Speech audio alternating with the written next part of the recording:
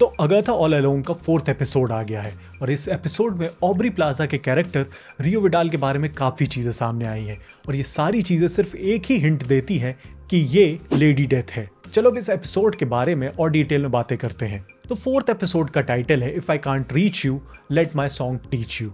वैसे ये line ballad के लिरिक्स का पार्ट तो है, लेकिन सेक्रेड बैलेड नहीं बल्कि सेक्रेड बैलेड के रॉक वर्जन का, जिसे एलिस वू की माँ लॉरेन वू ने गाया था।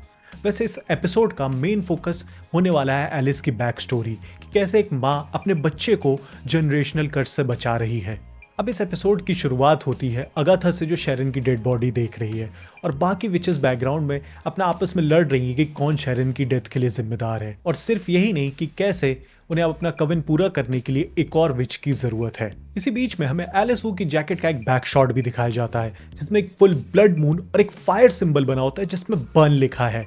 अब ये सिंबल या तो आगे आने वाले ट्रायल के इवेंट्स को फोरकास्ट कर रहा होता है या फिर एलिस के बचपन के ट्रॉमा उसकी मदर की डेथ से रिलेटेड हो सकता है, या फिर ये सारी थ्योरी बाहर में जा सकती है और ये सिंपली इसलिए भी हो सकता है क्योंकि एलिस एक फायर विच है। इसी के साथ हमें ये भी पता चलता है कि एलिस की माँ की डेथ विचेस रोड पर नहीं हुई थी बल्कि टूर करते समय एक होटल के अंदर हुई थी। नेक्स्ट सीन में हम देखते हैं टीन या बिली शेरन की बॉडी पर एक फ्लावर रख रहा है जो एक्चुअली में बेबीज ब्रेथ होता है। असली दुनिया में बेबीज ब्रेथ को इनोसेंस और प्योरिटी का सिंबल माना जाता है जो शेरन के कैरेक्टर के लिए एकदम परफेक्ट है। अब ना ही वो एक असली विच थी, ना ही उसे कभी विचेस रोड पर आना था, लेकिन अगाथा ने उसके इनोसेंस का फायदा उठाकर उसे अपने इस चक्कर में इन्वॉल्व कर लिया जिसकी वजह से अल्टीमेटली उसकी डेथ हो गई। इसके बाद कहानी आगे बढ़ती है और ये सब अपने कवन को कंप्लीट करने के लिए रिचुअल स्टार्ट कर देते हैं और तभी एंट्री होती है रियो विडाल की जो लिटरली शेरन की ग्रेव से निकलती है, जो मजाक में बोलती है कि मैं यही पास में ही थी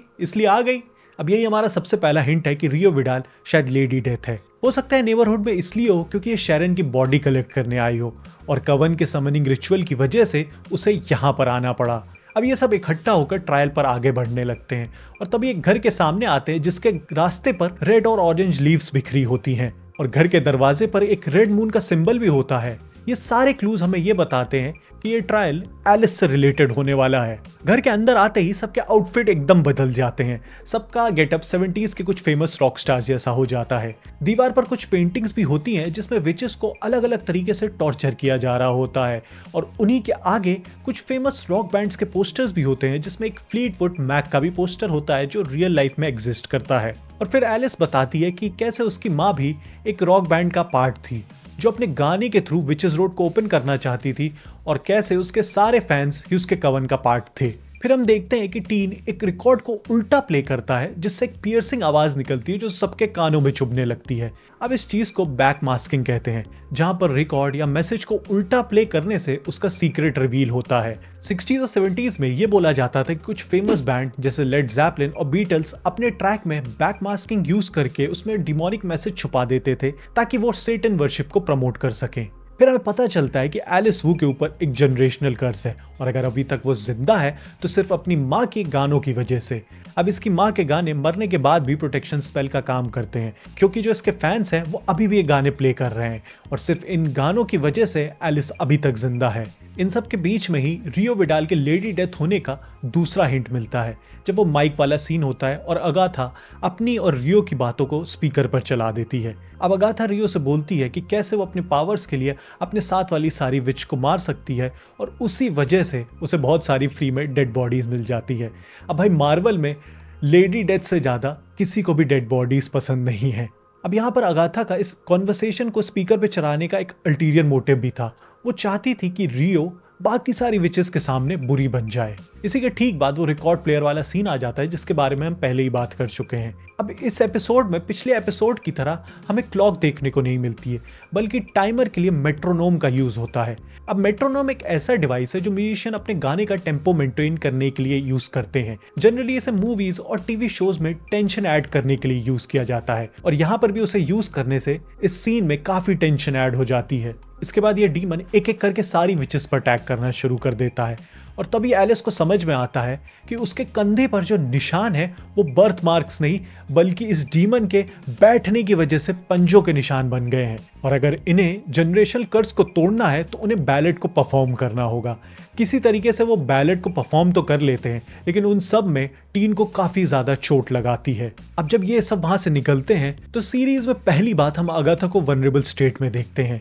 ये रिएक्शन शैरन की डेथ का एकदम अपोजिट है, शायद इसलिए क्योंकि उसे लगता है कि टीन ही उसका बेटा निकोलस स्क्रैच है और अब ये बच नहीं पाएगा। फिर उसके बाद ये रियो की तरफ देखती है और बोलती है डोंट, जो है हमारा तीसरा हिंट रियो विडाल के लेडी डेथ होने का, कि इसे अभी मत ले जाओ, अभी इसका टाइम नहीं हुआ है। इसके बाद जेनिफर उसे किसी तरह से ठीक कर देती है और हमें पता चलता है कि वो इससे पहले एक मिडवाइफ थी। अब मिडवाइफ जिनको नहीं पता मैं बता दूं, मिडवाइफ एक नर्स की तरह होती है जो प्रेग्नेंट वुमेन को बर्थिंग के प्रोसेस में हेल्प करती है। और हमें यह भी पता चलता है कि ये उन्हीं के किसी सोसाइटी में किसी तरीके से बाउंड भी है। अब जब टीन को होश आता है तो उसका सबसे पहला सवाल अगाथा से यही होता है कि क्या उसने उसके ऊपर ये सिजिल डाला है, जिस पर अगाथा साफ साफ जवाब देती है नहीं। और वो ये भी कहती है कि अगर उसने सिजिल डाला भी होता तो उसे खुद भी याद नहीं रहता, क्योंकि सिजिल ऐसे ही काम करता है। जब सिजिल का काम हो जाता है तो वो अपने आप डिस्ट्रॉय भी हो जाता है। अब सिजिल डालने के पीछे काफी सारी थ्योरीज हैं। काफी लोगों को ऐसा भी लग रहा था कि ये टीन उसका बेटा निकोलस स्क्रैच हो सकता है, जिसे उसने डार्क होल्ड के लिए एक्सचेंज किया था। और फिर एक और थ्योरी सामने आती कि सिजिल इसने खुद ही अपने ऊपर डाल रखी है और इसकी असली आइडेंटिटी बिली है, जो कि वांडा का बेटा है। अब ये सिजिल को खुद ही के ऊपर डालने का मेन पर्पस ये है कि ये विचेस रोड के एंड तक जाए ताकि वहां जाकर ये अपनी माँ को रिवाइव कर सके।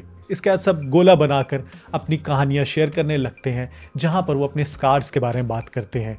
अगाथा बताती है कि कैसे उसे निटिंग नीडल से एल्बो पर एक स्कार मिला था। और ठीक उसी के बाद रियो भी अपनी स्टोरी शेयर करने लगती है कि कैसे वो किसी से प्यार करती थी और मजबूरन अपनी काम की वजह से उसे कुछ ऐसा करना पड़ा जो वो नहीं चाहती थी। बेसिकली उसका स्कार अगाथा ही है।